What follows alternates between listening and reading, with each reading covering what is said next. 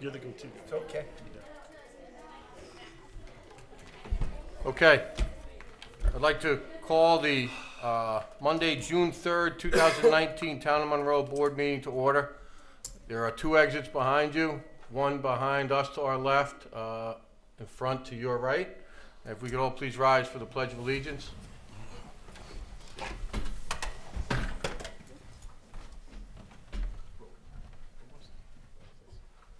I pledge allegiance to the flag of the United States of America and to the republic for which it stands, one nation, under God, indivisible, with liberty and justice for all.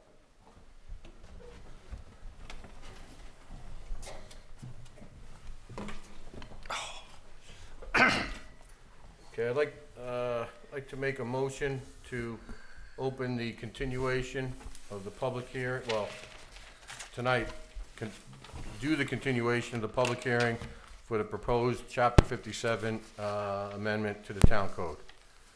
I'll second that motion. Call the question. Bingham, aye. Cardone, aye. Scancarello, aye. McKinn, aye.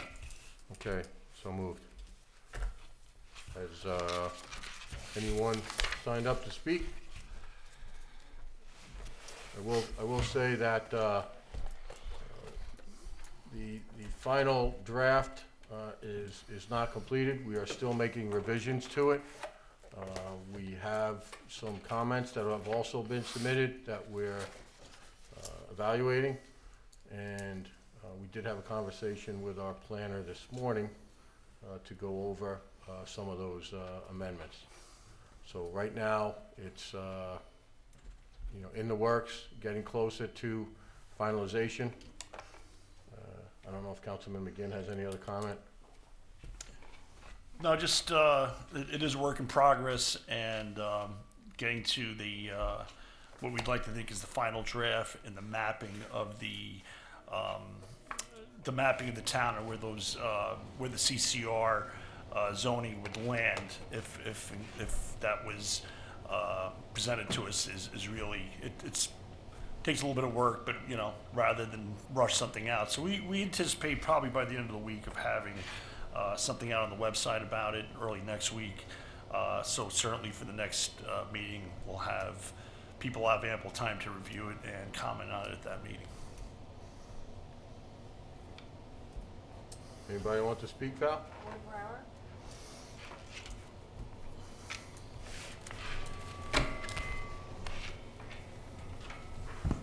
Ward Brower, private citizen. I'm glad that you're updating it.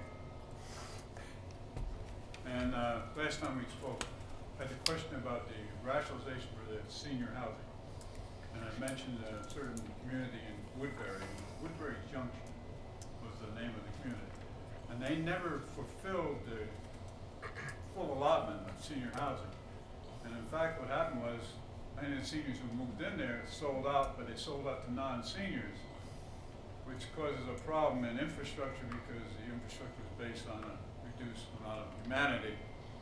So that, I would ask you to seriously look at. Also, we had a similar situation in this town here because Ball Hill has a pretty good contingency of senior housing. And Woodbury's not that far away. So that also could be a problem for us. They can't fill that in, and your infrastructure is woefully incomplete. Now, I don't mean this as a sarcastic comment. This board is composed of some pretty smart people in the town, probably the smartest people in the town. So we ought to think. Too kind. Way too kind. Way too kind. Okay. There's some of the smartest people in the town are sitting right behind you. Yeah, they're smart. They're the future smart ones, not talking about the current ones. So this is a problem. That's why it gets back to infrastructure and who pays and who benefits from when that infrastructure is inadequately, say, designed. Well, obviously the developer, because when you put infrastructure in for 2+ people, it's less water, sewer, etc. than if it goes into a family of 4, 5, 6, 7, or 8. So they pay. And what's the harm? The harm is initially not apparent, but as these houses then get flipped to non-senior housing, then the people who are in benefit districts, such as water benefit district, sewer benefit district, they find that they have to do an upgrade. And then they're paying. So they're actually subsidizing the developer's profits because the developer didn't put the proper amount of infrastructure. That's why it's crucial that we get an accurate, definitive head count, not a bedroom count. Because bedroom count is a non-count. It can be anything you want. As stated last time, I don't care what the developer wants, the maximum amount of occupants they want. That's stated. I want to put 10 people in here. I want to put 12 people in. I want to put 2 people. I don't care. Then do the secret. You design your infrastructure for that. But with the caveat that it cannot be sold to larger grouping than what it was designed for, without doing another seeker and proving you have the infrastructure. That's it. Thank you. You're welcome. So Ward, wait, one question. So your statement regarding the numbers, Yes. okay, you would like that quantified prior to selling the homes? No. Prior to seeker. Prior to build, when you're doing the seeker process, and then what happens is you guys are lead agency in this law, so you will be probably the guys that are going to be doing this. So before you can project this, you have to send this to the County Board of Health, and they will tell you, well, how many people on there? And let's say it's 4 bedrooms. Well, the number that we've used traditionally, and it worked well for a long time, came from the Monroe Woodbury School District. That was based on the school-age family. It came out about 4.5. And that was the number that always went up to the Board of Health. Once you gave the numbers to the Board of Health, their job was they can run the numbers, there's how much water and sewer you get. But since that can change, because it's 4 bedrooms, and one community is 4.5, another community is 9. So that's the problem. So, but you got to get it up front, because to be honest with the seeker law is supposed to measure the impact of a action, whether it be a law or whether it be construction. That's the whole purpose of seeker. Now, there's a certain village which I will not mention by name. Apparently, they never follow seeker because they're always running out of water in the sewer. So ultimately, these costs then get, if you don't do it, then the costs get passed on to the ratepayers in the benefit districts. And then there's other things that, like fire, that's town-wide district. That's affected by this. Ambulance corps, that's affected, that's town-wide. Social service, that's like county-wide or statewide. So there's ramifications all the way down the line. To do the seeker, you need an actual number. Mary knows this. I wrote to the engineer 3 years ago at the County Board of Health. He definitively wrote me back. The job of the lead agency is to obtain that number. Then they will do their work. It's not their job to find the number. And that needs to be defined. Thank you. All right, thank you. Thanks, Will. Thank you. Lorraine Loning. Okay. Hi, good evening, Lorraine Loning, Village of Monroe. I have a question about this. Is it just for undeveloped properties right now, or can it be plopped over something that's already developed and raised, and then, so that was. Undeveloped. Undeveloped, yeah. It's brand new, Right. sparkling clean land. Right. And then I just want to read. And the map will Well- reflect that. What? Wait, What's what? that? And the map will reflect that. Yeah. Okay. Yeah. Because I was reading and I couldn't get a sense for sure, one way or the other. Okay, cool. And then the other thing was, I know we talked about this the last time, that it says it may be for planning board review, and I talked to a planning board member, I kind of have access to one, Kinda it live with really one? needs to be shall go through planning board, so I just want to make sure that that is actually going to happen, okay? Thanks. That's all for public comment. Okay. Any other comment from the board? Just, I'll just comment real quick.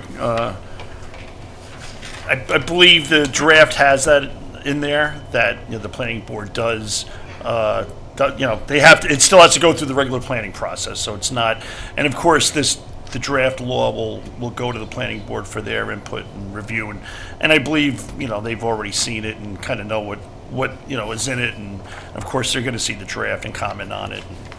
And it is undeveloped property, so it's not like someone could take an existing development and wipe it out and do that, because that's not the intent of this, Mr. Broward, I can't really comment on what happened with the senior housing in Woodbury and Woodbury Junction. I know that there were lawsuits over it and it changed. But the way that we envision senior housing as part of the CCR would be traditional apartment style senior housing, you know, 1.5 or 2 bedrooms with age restrictions and stuff like that.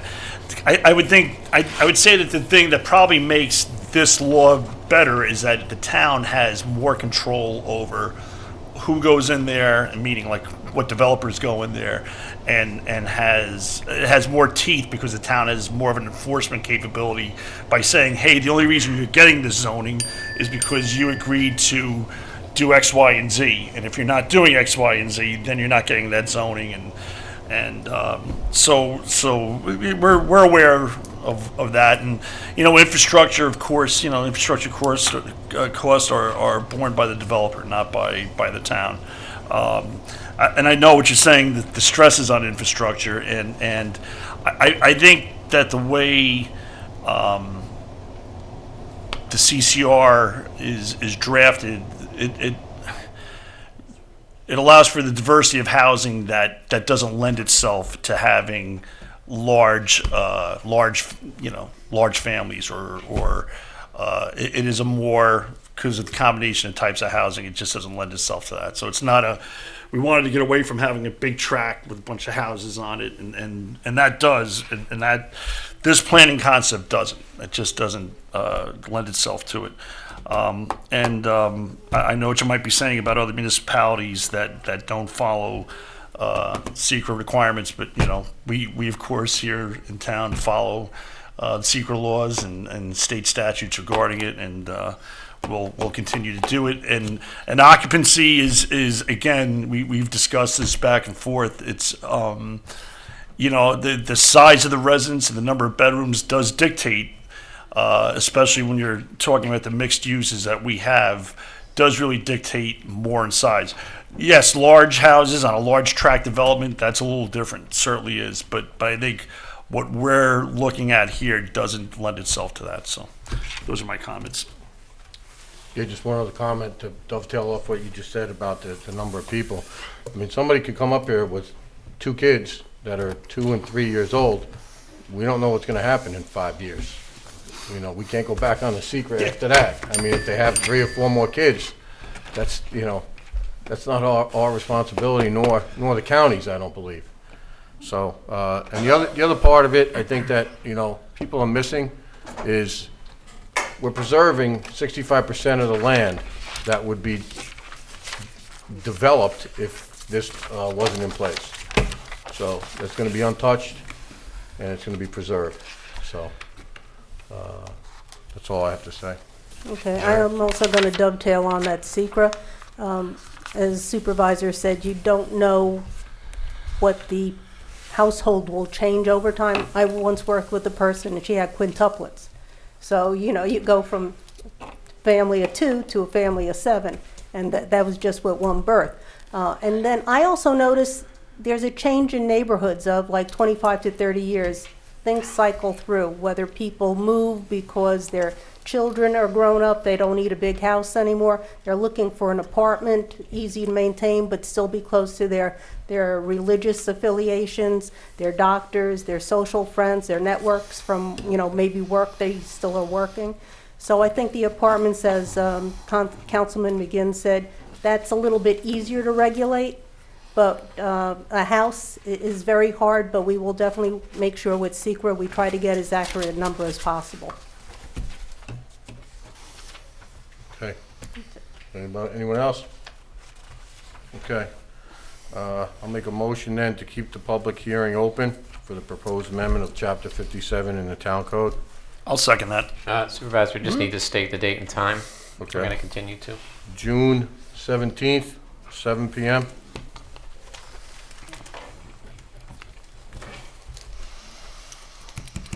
I have that motion. Do I have a second? Oh, yes, second.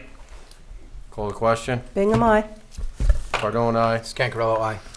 McGinn, aye. Okay.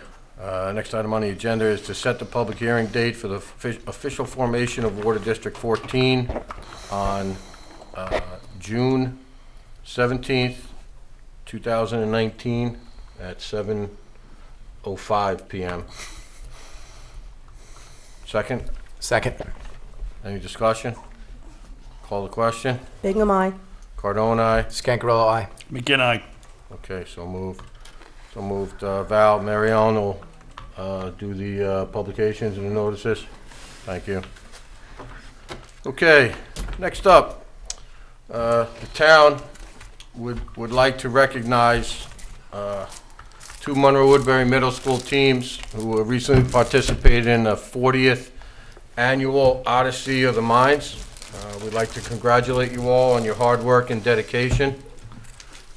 And we'd like to call you up by name, by team and by name, and the names would be entered into the official record for the town of Monroe's minutes. So Coach Jessica Hutter and Team Hutter, who placed seventh out of 70 worldwide in theatrical problem solving.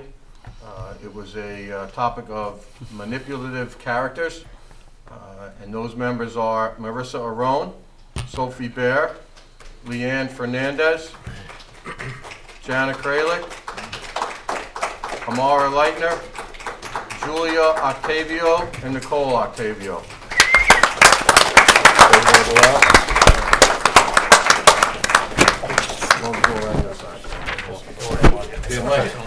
Mike. Yes.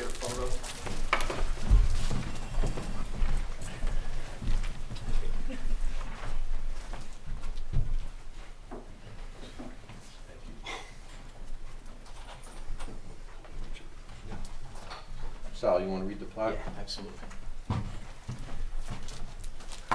So, I know Mrs.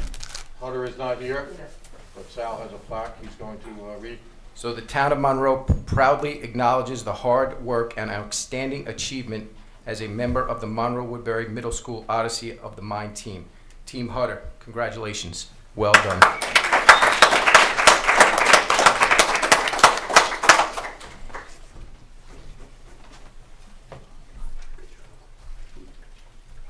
Somebody took the plaque. Good job, girls. Congratulations.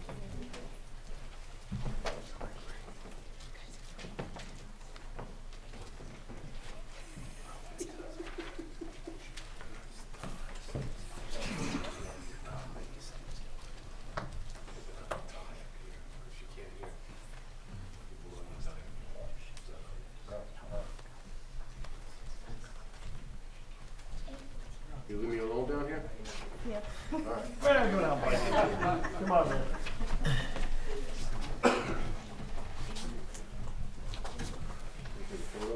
Yep.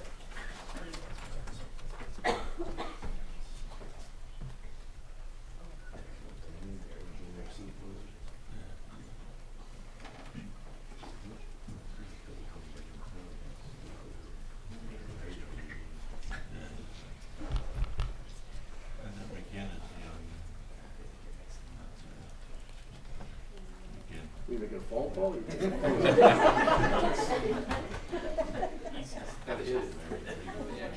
Too many drops.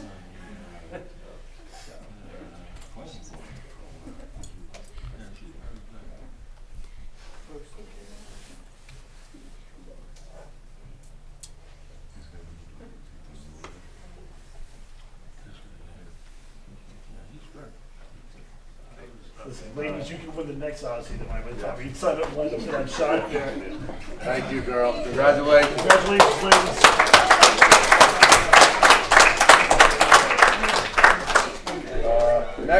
Next up, we have Coach McInerney and Team McInerney, who finished 5th out of 52 in technical problem, which was a mechanical creature. And there are 3 categories in the Odyssey of the Mines. There's a skit, there's style, and there's spontaneous. And they actually finished first in the spontaneous part of it out of 52. Anushri Buragohan, Jamie Kalub, Julian Kalub, Priya Garuch, Emily Bukaj, Shannon Delson and Isabella Borghese.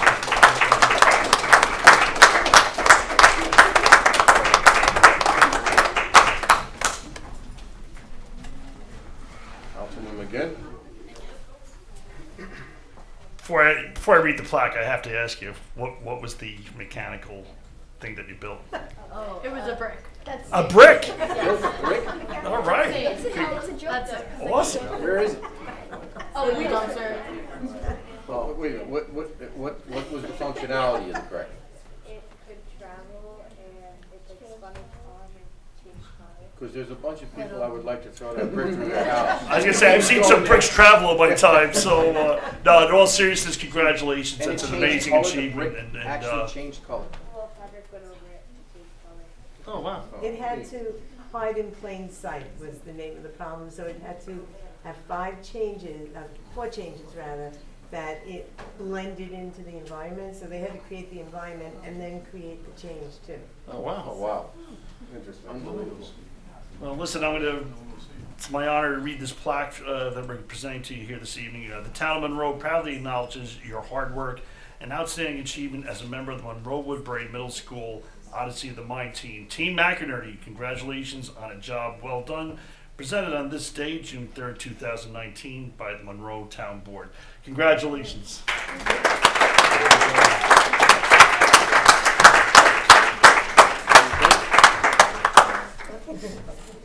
You want? I think you're gonna have to give one for Mrs. Hutton. Yes. You did. Okay, good. Excellent job, girls. How old are you guys? Same age? 12? Maybe stand behind him a little bit, Tony, so he gets I out. wore my purple. Very. Look this way, please. Big smile. Congratulations. Congratulations. Way to go. All right. Keep up the good work.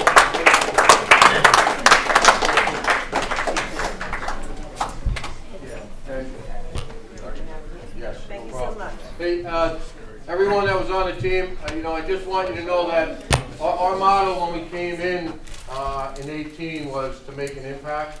And you all have certainly made an impact in your school, on us, and the community. So keep up the good work. Thank you.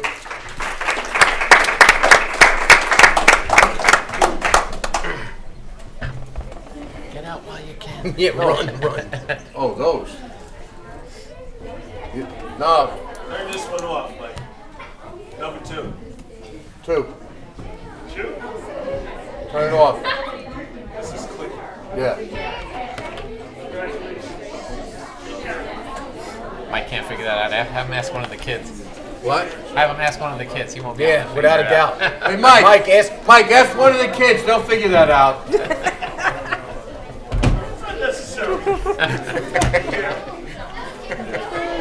talk about smart. Yeah, Jesus. mechanical brick. Love it. That's great. Yeah. I think he did it. They're going faster now. Yeah. No, he's got this one. He's got to get off. Number 2. Slow one. He didn't still didn't get it off. Nice. I don't know. It might be slowing down.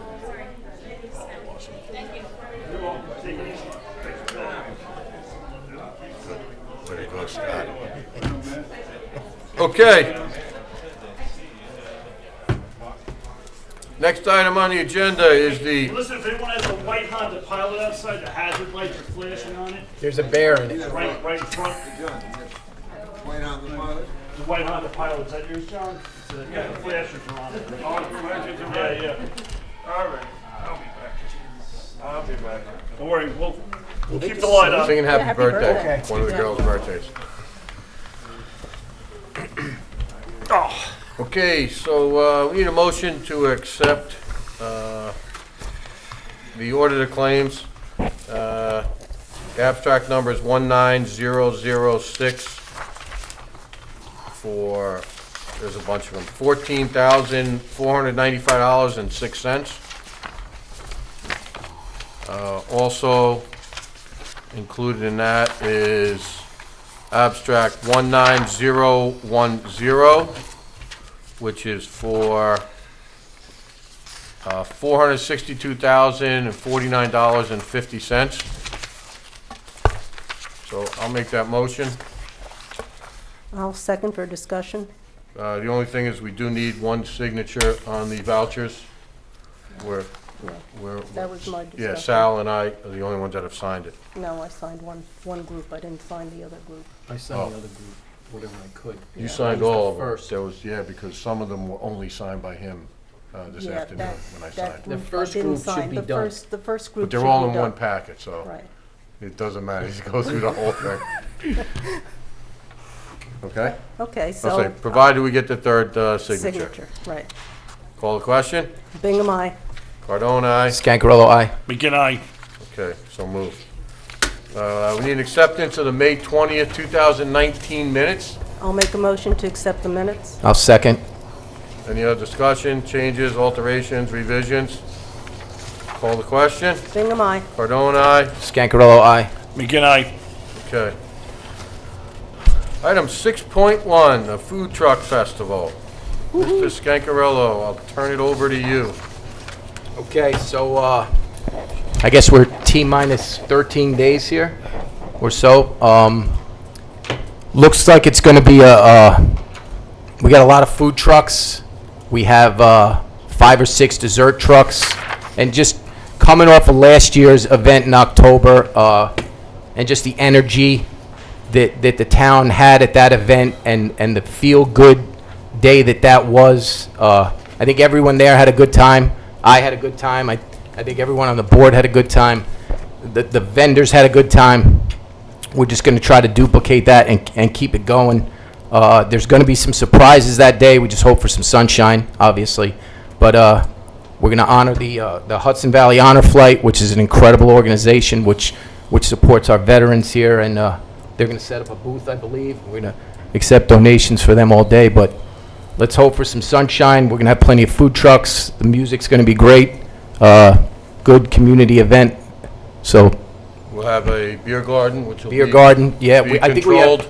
we have 4 craft beer vendors from the area that are going to be there. So should be good. Keep your Uber on speed dial there, just in case. Yeah. Yeah, exactly. The other thing with that is, we have the Patriot Club from Pine Tree Elementary School, which is gonna come down and help out, with the honor flight. The Patriot Club, if you don't know, is a organization that's in Pine Tree School, and it contains members of children whose parents were either deployed or they've been affected by the wars. And we met them at Memorial Day Parade. Good bunch of kids. I think about half of them were there. So it's great that they're going to be down there helping out. Anything else? I'm trying to think. I think, what did we have last time? 12 trucks? 13 trucks and like 4 dessert. Okay. The Tenter trucks. Okay. So look for it to be the same, maybe a few more, but some of the options will be different. It's summertime, barbecue theme, where the fall it was a little, it was a different theme. This is going to be a great event. It's a can't-miss event. And personally, I think it's the first event in the Hudson Valley that'll kick off the food truck season. So I'm looking forward to it. I think everyone should try to attend. Yes, sir. And where is it gonna be? Off of Route 208, Orange and Rockland Park. The property, the same location we did it in October. You can't miss it. Do you have a list of the bands, or you want me to look this up? I do have a list of the bands. Let me find it. Yeah, by the service station, that's a Valero, that was a Citgo, that an Exxon now. Right. So the lineup is as follows. Whiskey Crossing will kick it off, and then Brotherhood, which is Our highway Right. deputy superintendent's boys. his boys played last year in October. They were great, so we're letting them come back. Van Ritchie's going to come up on the stage for an hour and play some oldies from World Radio, and then we have the Petty Young Dillons from 2:45 to 3:45. Paul Duran Band and the Nick Mara Band. Nick's a local guy. He killed it last year. He was great, so he's coming back as well.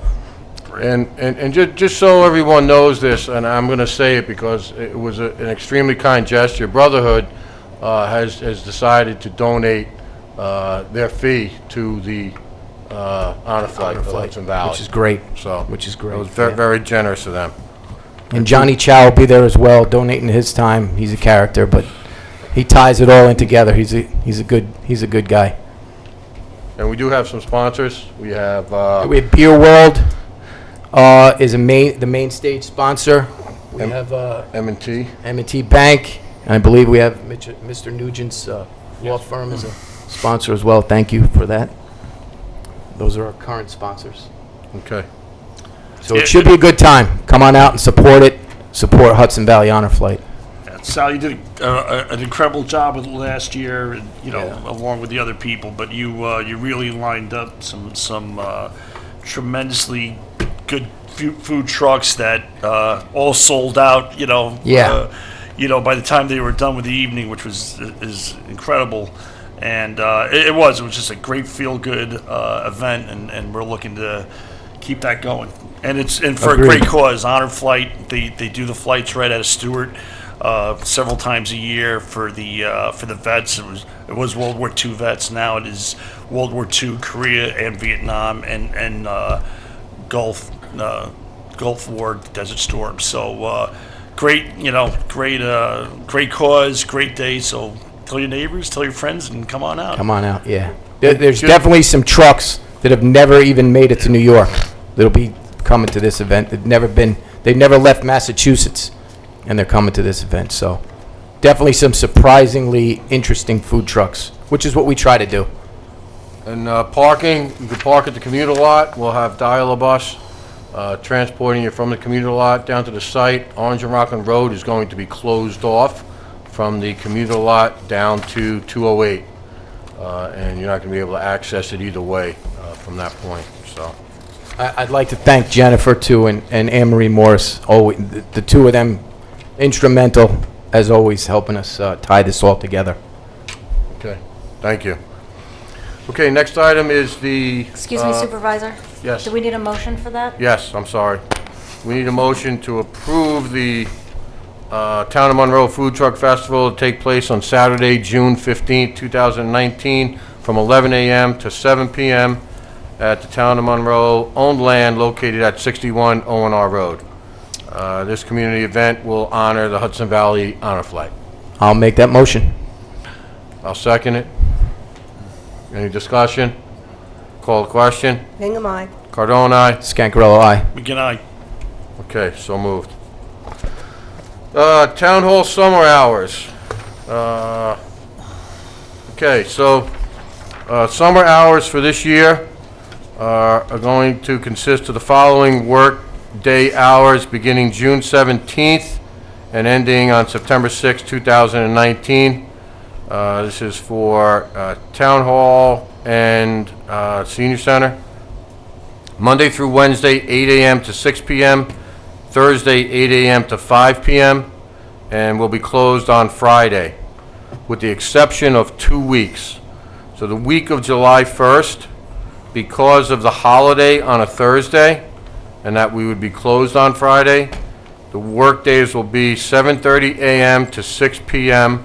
on July 1st, 7:30 a.m. to 6 p.m. on July 2nd, and 8 a.m. to 6 p.m. on July 3rd. The week of September 2nd, which is Memorial Day, we're closed for the holiday. So that's September 2nd, September 3rd, September 4th, and September 5th will be open 8 to 5 p.m. And September 6th will be a half day from 8 a.m. to 12 p.m.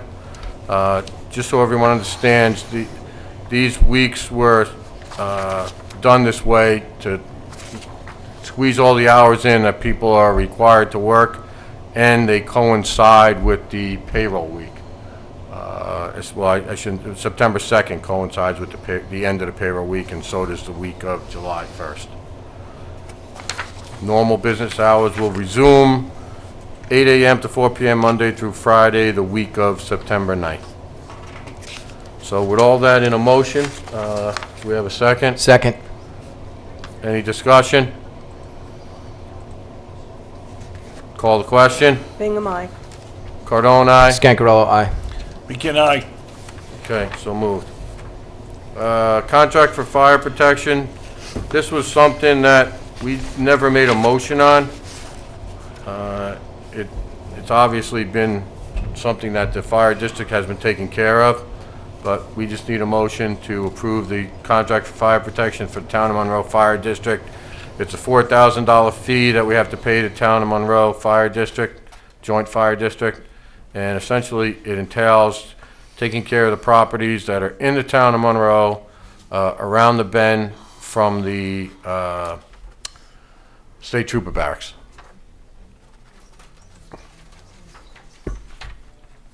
Did So- you make the motion? I'll make the motion. I'll second. Any discussion?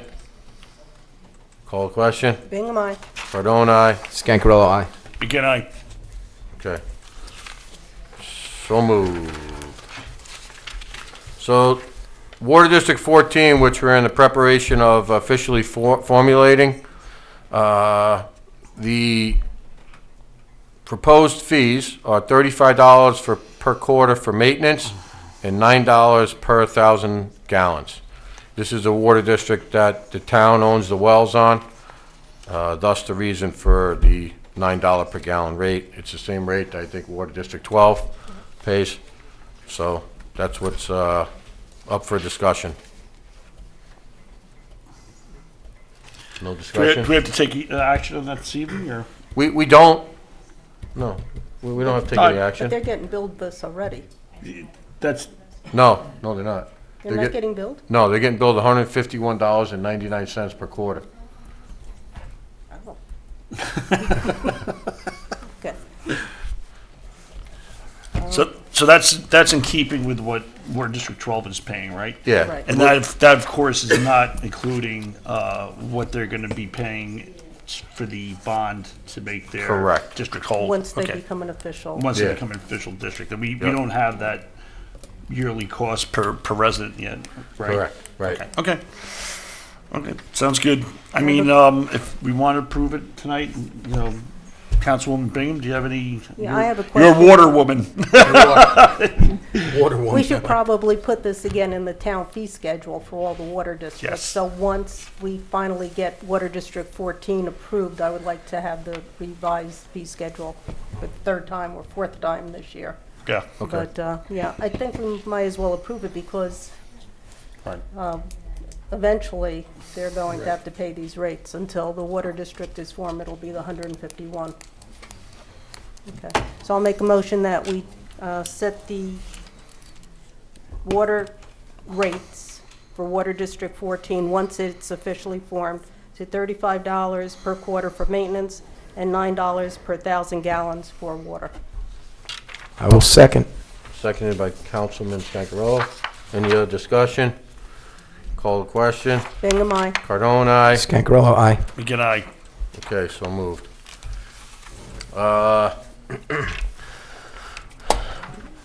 Aaron Freed, who was appointed, this is a zoning boards of appeals appointment. He was appointed to the alternate slot. Bob O'Neill has resigned, leaving a vacancy. And slot number 5, which has a term expiration of 12/31/22, is open. And I would like to make a motion to appoint Aaron Freed to the Zoning Board of Appeals. I'll second that. Any discussion? I've spoken to Mike Murphy about this. He's all in favor. So, call the question then. Bingham, aye. Cardone, aye. Scancarello, aye. Begin I.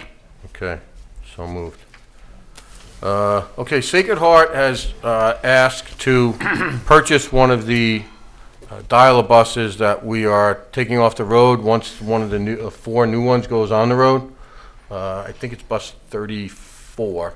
33 is going to be given to our maintenance staff because the one they have is outdated and on its last legs. well, I shouldn't say on its last legs. It needs repair. So it's better for us to surplus it, and Dom will put it on Auctions International and sell it. This is their outreach to seniors and those in need.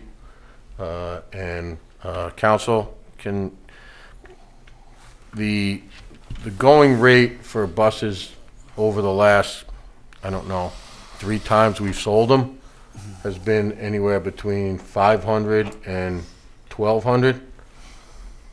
This is someone in our community who is doing outreach in our community. Can you just give me a little guidance here with respect to selling it to them? Obviously, we cannot donate it, and I've expressed that to them. Yeah, you can sell it. I mean, while you can't donate it, there could be, if it's for a group that has some public purpose or community purpose, that can be considered in determining the price that you're going to sell it for. So you can factor that in.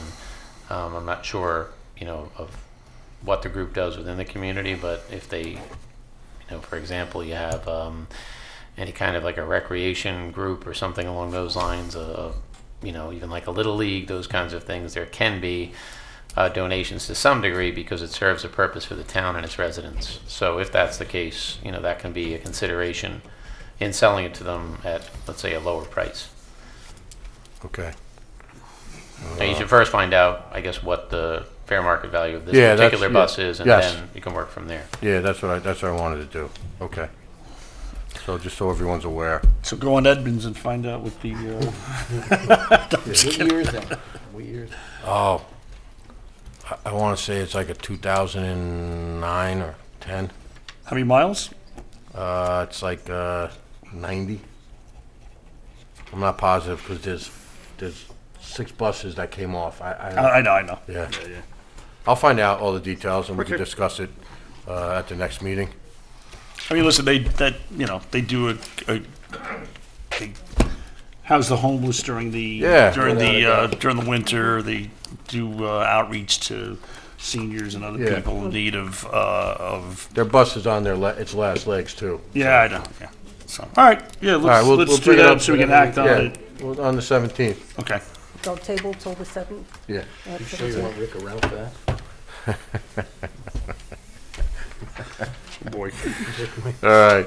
Okay, next item. We need to approve a budgetary transfer of $10,850 from A0001990-000-00, which is a contingency account, to SF001910-4110-00, which is the Lakeside Service Awards, for the 2019 annual contribution to the Length of Service Awards Program for Lakeside Firehouse through Hometown Firefighter Services. This is a LoSAP program, which was on the ballot last year, which was not approved to disband. So now we have to fund anything within there for the, any deficiencies within the program, or deficits, I should say. So this will hopefully cover us for, I believe, 6 months.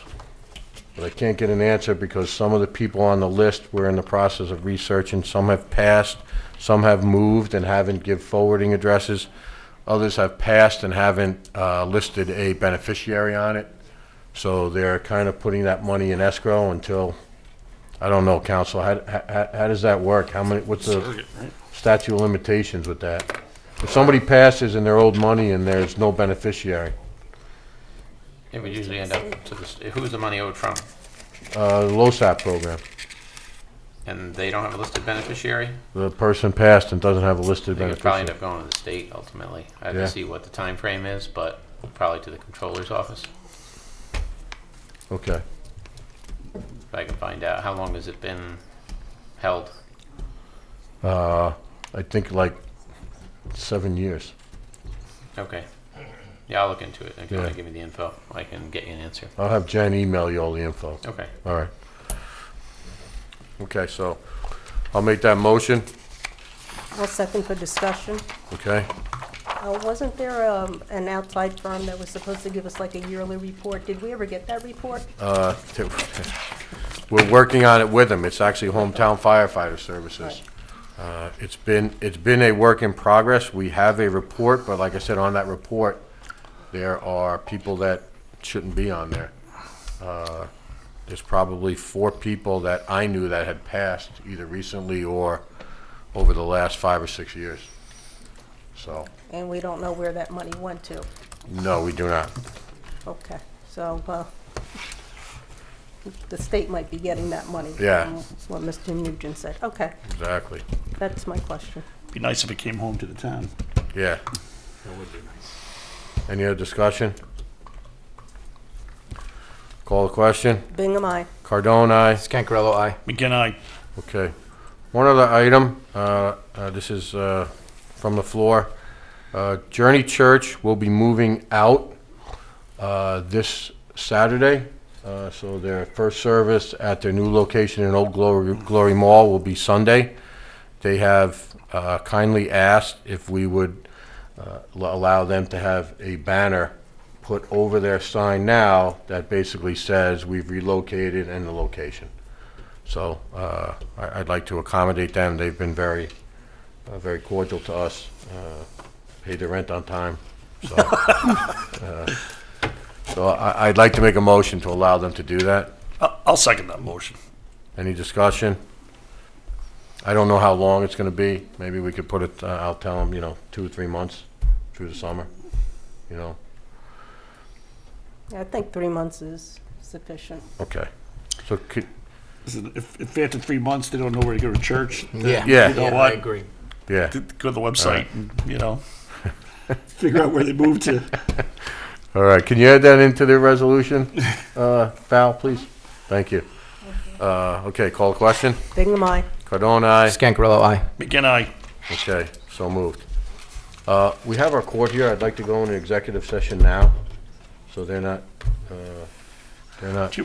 I mean, we only have a couple more things. You want to just bang them out? Yeah, we could bang them out. How long is your, Yeah, right. I mean, you have the security system? yeah, that'll be quick. All right. Comment on that, and then Okay. we can kind of go in. And then we had the Millennium Strategies proposal, which we just basically tabled for the last meeting. Well, which- yeah, I got an update on that, so Okay. that's quick. All right. All right. So at the last town board meeting, we asked our council to draft an RFP for the security system that we want to install in the new town hall. And upon reflection of that and recent events, what recently happened in Virginia Beach and their municipal building, we've decided to kind of rethink how. Can I ask everyone's attention here, please?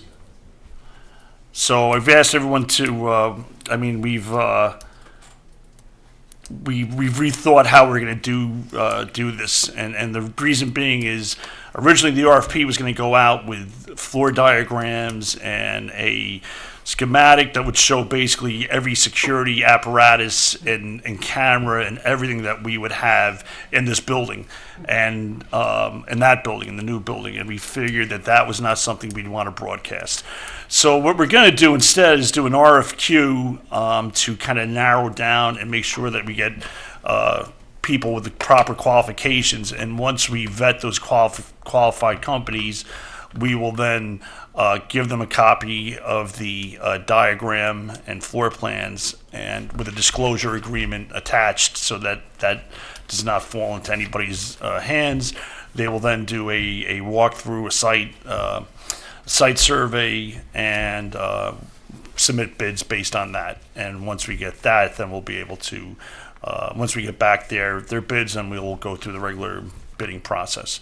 All right, so we should have that out for the next meeting, and it's a little delay, but nothing crazy. So better to err on the side of caution and make sure we're, listen, it's a matter of public access versus security for the residents and people that work there, and it's a difficult balance, and you try to make it so, people are accessible and they can come in and partake in their local government, but you also don't want to make it to the point that it is an armed fortress. So we're working on it, and we'll have something out for the next meeting. Okay. Okay, so Supervisor, just to update that last answer on the LoSAP, it looks like it's payable to the estate. So unfortunately, even if there's no beneficiary, it would be payable to the estate, and then someone in the family would have to, although sometimes it seems like it's a problem because it wouldn't be worth it, they would have to have a designation and have an estate administered in order to deal with those funds. okay. And I guess I have to make a motion for authorizing the draft an RFQ. Yeah, I think we authorized the RFP, so in this case, we just want to authorize an amendment to that process to issue an RFQ to be followed by the RFP. Okay, I'll make a motion that we authorize the town attorney to draft an RFQ for the security systems for town hall. I will second that motion. Any other discussion? Call the question. Bingham, aye. Cardone, aye. Scancarello, aye. Begin, aye. Okay, so moved. Okay, so Millennium Strategies proposal. We had two changes in it. One was to add the Village of Monroe and the Town of Monroe specifically into the original contract, that they would be applying for grants as well. Village of Harriman. I'm sorry, Village of Harriman and the Village of Monroe, sorry. And the other change were inconsequential. They had to do with the state of New York and the county of Orange.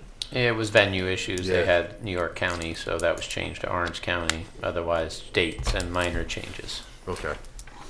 All right, so. Just so you know, the copy that's in the packet, at least that was on board docs, is not the It's not latest the right one, version. right. So Yep. So, I mean, I would like to move this forward because we have some deadline dates, which are in mid to late July, for grants that we would apply for. The cost of this would be $18,000 to us. Harriman and the Village of Harriman and Village of Monroe have stated to me that they are on board with this. Great. Which would cost them $9,000 each. So the contract would be borne, we would bear 50% of the cost, and they would each bear 25% of the cost. So I would like to approve that. The signing, well, somebody's got to make the motion, not me, to approve the supervisor to sign it. Yeah, I'll make a motion that authorizing the supervisor to sign the contract. And if I may, just kudos to Councilman Cologne. He is not here this evening, but Yes. he A lot of work. put a lot of work into this. Started when he went to the Association of Towns meeting, met up with this company, and has followed it since, and really he brought checked this out- forward. So yeah, good work on Rick's behalf, and He made a lot of phone calls for references, dealt with Yep. a lot of different people. talked to a lot of different other municipalities, and so yeah, they were very good job good on work. his behalf. Yep. Okay, so you made that motion? Yes. All right. Do we have I'll a second? second. You second it, Councilman Scancarello? Yes. Any other discussion? All those in favor, oh, I'm sorry, call the question. Bingham, aye. Cardone, aye. Scancarello, aye. McGinn, aye. Okay, so moved. I'd like to make a motion that $18,000 comes out of the contingency fund, A0001990-000-000, for payment of that. I'll second that. That's payable in monthly installments, right? Yeah, yes, okay. monthly installments, yep. I will second that. Okay. Any other discussion? Call the question. Bingham, aye. Cardone, aye. Scancarello, aye. McGinn, aye. Okay. Anybody sign up? No one has signed up for public comment. Okay. So I'd like to make a motion then to go into executive session to discuss security and, We have someone that would like to speak. This gentleman. oh, okay, come on up. It's on The garbage? the housing. Johnny, turn that mic towards you, okay? What? Turn the mic into. Okay. Thank you. The cluster housing. I sort of missed the beginning of the meeting. Oh, okay. yeah, I just want to say, I would like to suggest that you take a look at Overlook Estates. That's the best example of cluster housing. Basically, the way it works, you got, for every house on a quarter acre, there's a quarter acre that goes into the green area. So we got 104 houses. We got 26 acres with houses on it, and we have 26 acres of green area. The only suggestion that I would make is that when you set up the green area, you have to be very specific.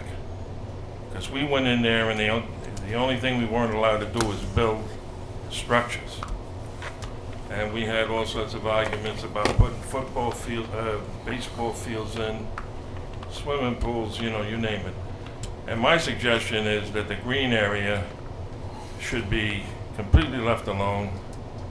And it's for the animals and for the trees.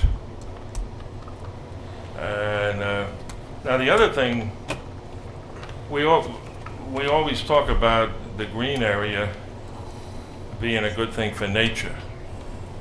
But the way, go up the Millard Circle, and there's 6 or 7 circles in the, you know, that's the way they cluster around circles. The circle is 180 feet in diameter.